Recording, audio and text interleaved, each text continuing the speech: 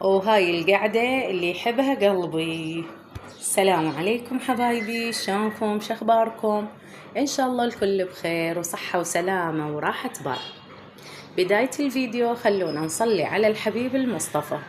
اللهم صل على محمد وآل محمد الطيبين الطاهرين. ايش راح اسوي اليوم للغدا حبايب؟ مثل ما تشوفون هاي حشوة الدولمة، يعني راح نبلش نسوي دولمة. هنا عندي المكونات اللي راح ألف الدولمة بيها، اللي هي السلق وفلفل وبصل. اليوم ما عندي شجر حرامات. وهنا حبايب خليت بالقاعدة مال الجدر حبة بوتيتة، خليت عليها عضود. وهالفترة كلش حابة يعني دائما أخلي جزر جوا بأسفل الجدر مال الدولمة. عندنا مكونات الحشوة، أكيد الشي الأساسي التمن.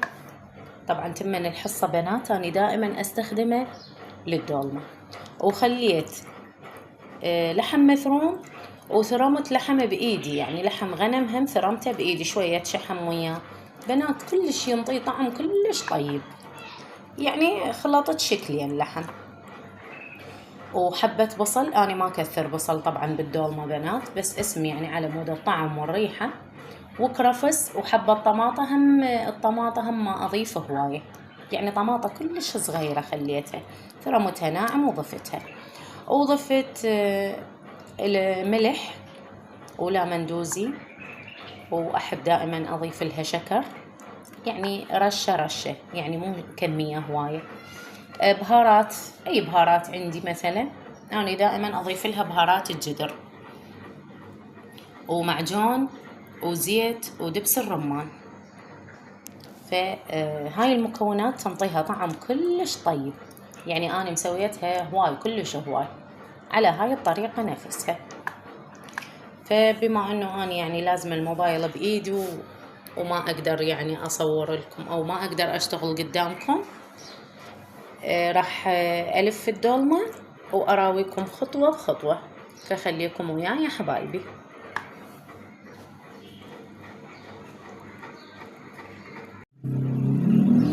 وهنا حشيت الفلفل، راح ابدي اضيفه بهالشكل هذا. طبعا بنات انا كلش احب الدولمة اذا بيها باقلة، سويتها يمكن مرتين، بس المشكلة الباقلة هالفترة قاعدة تأذيني، ما ادري ليش يعني والله، فتركتها، قمت ما اخلي باقلة.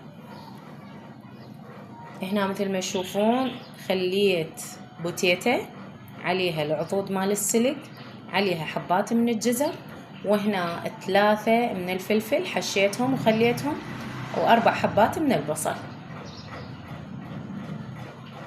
الفلفل والبصل بنات ما حد ياكله غيري، يعني هاي خلوها ببالكم، أنا عائلتي كلهم يحبون السلق، وعندي البنات يحبون الشجر الكوسة، بس اليوم قلت لكم ما عندي شجر. طبعا اعتذر بنات، احنا بيتنا على الشارع، واصوات السيارات والتكاتك والهوسة كلها قريبة علي، والمشكلة يعني ما احب اسد باب المطبخ واشتغل، يعني احب انه الباب مفتوح، اشوف الهواء، اشوف الضوء. شلون اشوف الهواء؟ يعني ما اختنق اذا اسد الباب، فاعتذر منكم على الاصوات الموجودة بالفيديو. يلا هسه اروح احشي السلق وارجع لكم. وهسه هنا لفيت طبقة من السلق مثل ما تشوفون، وهاي بعد هم راح ابدي اضيف. طبعا ايدي مدمرة لانه تعرفون جاي الفها بايدي، يعني اكيد هي قابل يا بنات نلبس جفوف ونقعد نشتغل، مستحيل هالشي هذا، يعني ذيك من ذيك اللي تلبس جفوف يمكن اغلبيتهم اثناء التصوير، بس اذا نرجع للحقيقة يعني ام البيت ترى ايديها نظيفة، لانه احنا اي شي نسوي رأسا نغسل، يعني اي شيء ايدينا تتدمر، اي شيء مثلا هسه اني بيا طبيعه اذا اثرم بصل او اقشر ثوم او اثرم الثوم او اشتغل يعني باي شيء، اسوي زلاطه يعني اي شيء اطبخ، هذه لازم ايدي كل ساعه اغسلها. يعني متعودين على هالشي هذا بنات؟ اكيد كليتنا متعودين.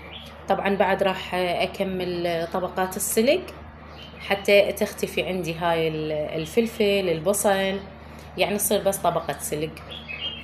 وبعدين هم اخلط عليهم خلطة شوية معجون وزيت ودبس الرمان واخليه على الوجه.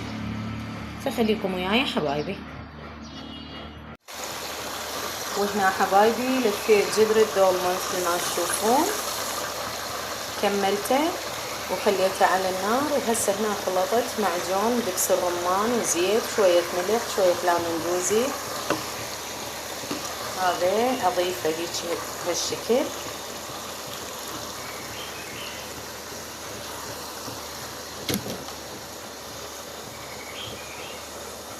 وراح اضيف عليها بعد اخلي عليها معون فرفوري. طبعا الغاية من المعون الفرفوري اعتقد انه تنصفط الدولمة، ولا ما إلى اي شيء يعني اي تأثير ما إلى. فاكيد هي هسه راح تذبه هواي مية وسوائل، بعدين اتركها تتهدى.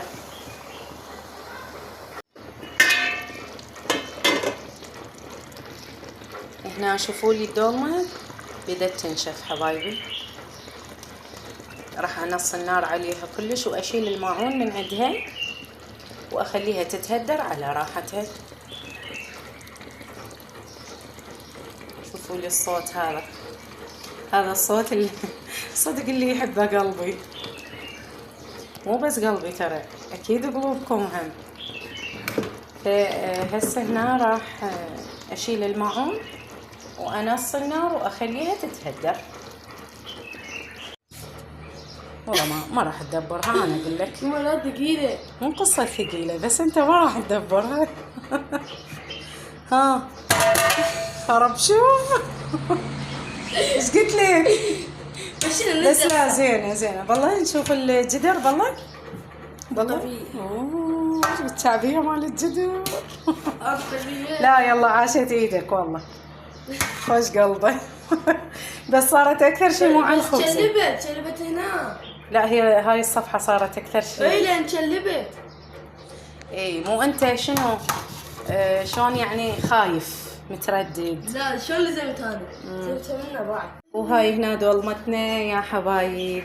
هذا كان غدانا البسيط المتواضع. وهنا اموري قاعد ياكل شعبية الجدر، قاعد ياكل، مهم هو دا ياكل يعني.